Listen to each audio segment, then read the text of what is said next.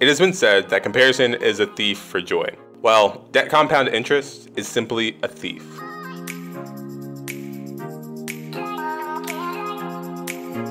Colleagues, welcome back. On this channel, we aim to empower every young professional to take hold of and master their own life, career, and finances to achieve their goals. In my last two videos, I discussed setting your priorities via knowing your big rocks and goals, as well as the basics of planning your finances via budgeting and cash flow planning. Today, I'll be covering the third key of personal finance, managing debt. So to start, to me, debt management is very important because the act of managing your debt frees up your resources to go to work for you and your life goals. This is because debt is one of the main reasons young professionals are held back from their financial goals, because poor debt management can honestly be a sign of poor financial awareness or, in addition, a lack of self-control. But there are also systemic issues and inconvenient circumstances that can play a key role. Oh, boy, that is a good point! In any case, why does debt hold people back? Well, to demonstrate this, I will use the example of the average American. We will call them Alex Doe. Now, Alex is average in every regard. Alex has the average debt of the average American, where the average American has the following debt balances, with the following annual percentage rates, thus the following amount of interest paid over an entire year. The first debt, credit card debt, average balance of $6,194 at an average annual percentage rate of 14.5%. Annual interest paid each year is $895.31 each year. Bruh. Duplicate. Auto loan debt, average balance of $23,600, average annual percentage rate of 8.05%. Annual interest paid $1,754.55. Student loan debt, average balance of $32,731 at an average annual percentage rate of 5.8%. Annual interest paid of $1,861.65. Mortgage debt, average balance $202,284 at an average annual percentage rate of 4.4%. Annual interest paid of $8,810.26. Total annual interest payments on all their debts of $13,321.77. Now, meanwhile, Alex also makes an average income and also has the average American investment balance of $103,700. Now, if this investment enjoyed basically the average annual increase of 10%, this increase would be an extra $10,370. That means that while Alex, the average American, gained an annual increase of $10,370 from investing, Alex also paid $13,321.77 in interest payments alone. Thus, Alex's estimated annual net worth has decreased by roughly $2,951.77, discounting principal payment. What? Or if you discount variable changes in asset values, the annual net worth change decreased by roughly $2,007.14. Thus, in the average situation where the average American's investments grew by 10%, their net worth still went down by around $1,000 to $3,000. This can be a big reason how debt holds you back. The income comes in, the bills go out, and only the names change to protect the innocent. This is one reason why debt management is so valuable. I said at the beginning, debt compound interest is simply a thief, and this is how. Not paying nearly $13,000 to creditors can have the same exact or even more beneficial effect as earning 10% on investments. That means by managing your debt via the elimination or principled amortization of your debt and loans through targeted payments, you can mirror the beneficial effects seen in investing. In this example, prioritizing high interest debt, like paying down or eliminating credit card debt, auto loans, or private student loans, are a common type that can be eliminated quickly, while appropriate and targeted management of federal student loans, home mortgages, medical, or other personal low interest debt can be amortized as appropriate. The key thing that makes this difficult for the average American context is if we go back to Alex, the average income is around $54,129. After tax, the total that you actually take home is around $41,000 to $37,000 each year, depending on your state and city,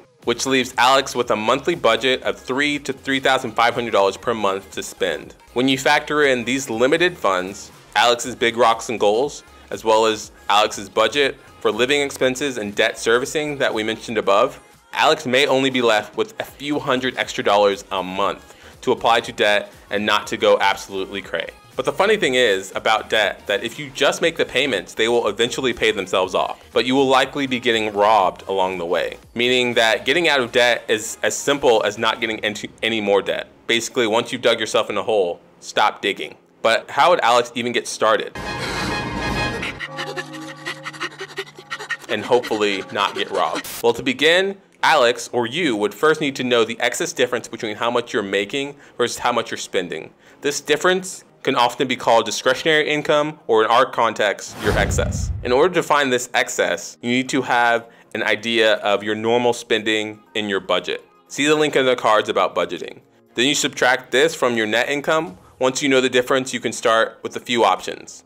The first option is if you don't have a difference or you don't have an excess, then there's really no money to make any kind of progress. If that's the case, then there are two ways to widen or even create an excess. And they are increasing your income or decreasing your spending. Once you have some difference to work with, you can think about strategy and organization to manage your debt. First, let's talk about organization, which is key. You need to organize all your debts. If you know all your debts, then that is great. But if you're kind of lost in the weeds of debt, the first step may be to run a free credit report. And a credit report is a detailed breakdown of an individual's credit or debt history and can give you good insight into where your debts stand. And these are prepared by the credit bureaus. You're actually allowed to get a credit report once a year for free via the only FTC approved website, annualcreditreport.com. And this report is generated from credit bureau reporting agencies such as Experian, Equifax, and TransUnion. Once you have all your debts, you then need to know exactly how much you owe to each different debt, and your interest rate, the minimum payment, and the due date for each debt. If you've ever watched one of my debt payoff or net worth update videos, see in the card above, I go through this exact process every month. Now that you have a full picture of your situation, you can make a strategic plan of attack. And yes, I said attack because it really can be a battle. And there are two modes of attack or strategy when it comes to managing your debt. One strategy is called the snowball method, promoted by Dave Ramsey, a financial author, radio host, and motivational speaker. Now, Dave has a somewhat abrasive way of quote unquote motivating quote unquote broke people with too much debt via the snowball method and the baby steps. The baby steps start with the individual having or obtaining $1,000 for a small emergency fund. This is to prevent you from using debt in the case of emergency. Basically, it prevents you from digging yourself into a deeper hole. The next step in the baby steps is to attack your debt via the debt snowball method. This is where you list your debts by balance from smallest to largest, and you pay the minimums on all of them, except you focus any extra funds or your excess on the smallest balance to eliminate that debt first. And once that debt is wiped out, you roll any extra cash, which includes the payments on that previous debt and the excess that you had, to the next highest balance, and so on until all your debts are gone.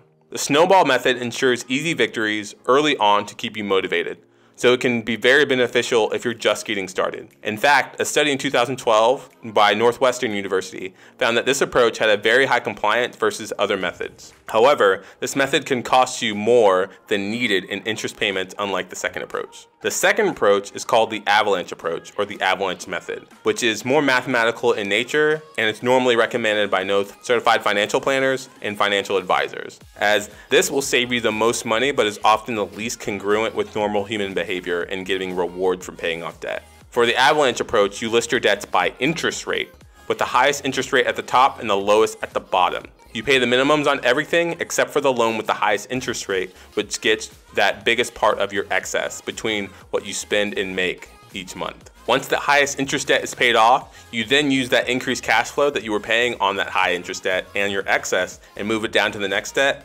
and you keep doing that until all your debt is gone. This method is the most effective strategy to reduce your debt the fastest and cost you the least amount of money. However, no matter what method you choose, the hardest part is often just getting started. So choose the method or strategy that works best for you. In fact, in the example with Alex, the average American, either method would yield the same result. However, for your specific situation, there's a great calculator that I've included below that can prioritize your own debts. Now, debt can be a hard thing to face, but when you take the steps to realize that you are in control of your own situation and you know that you have options, it makes it that much more easier.